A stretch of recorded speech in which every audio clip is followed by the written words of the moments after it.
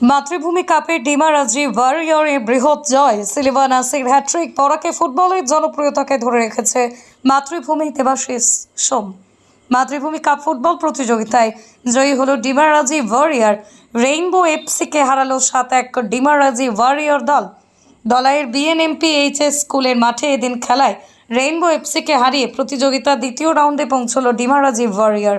এদিন বক্তব্য রাখতে গিয়ে শিলচর জেলা ক্রীড়া সংস্থার সহ সাধারণ সম্পাদক দেবাশিস সোম বলেন, বরাকে ফুটবলের জনপ্রিয়তাকে ধরে রেখেছে ধলাইয়ের বেসরকারি সামাজিক সংগঠন মাতৃভূমি।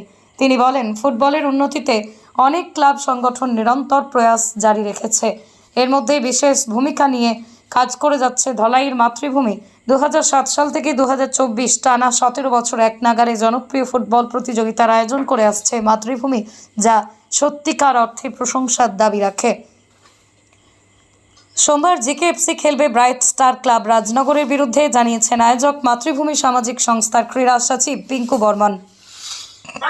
খুব আনন্দের বিষয় যে বরাক উপত্যকায় ফুটবলের যে জনতা সেটাকে ধরে রাখার যেসব সংগঠন ক্রীড়া সংগঠকরা কাজ করছে একটা বিশেষ জায়গা দখল করে রয়েছে এই ধলাই মাতৃভূমি।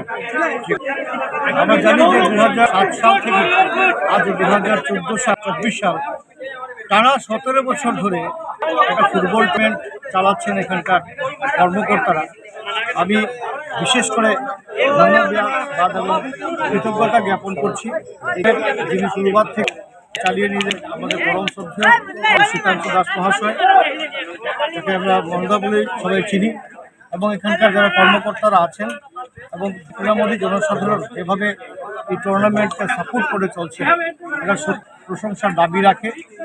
এবং এখানে আমি একজন দর্শক বলি এখানে আসে আমি মুগ্ধ, এবং আমাকে যে সম্মান ওনারা দিয়েছেন আমি তাদের কাছে কৃতজ্ঞতা প্রকাশ করছি। আজকের খেলা ডিফারেন্সে, কিন্তু তারাও চেষ্টা করেছে, যারা হেরে গেছে তাদের ট্রাইড দেওয়ার লেভেল।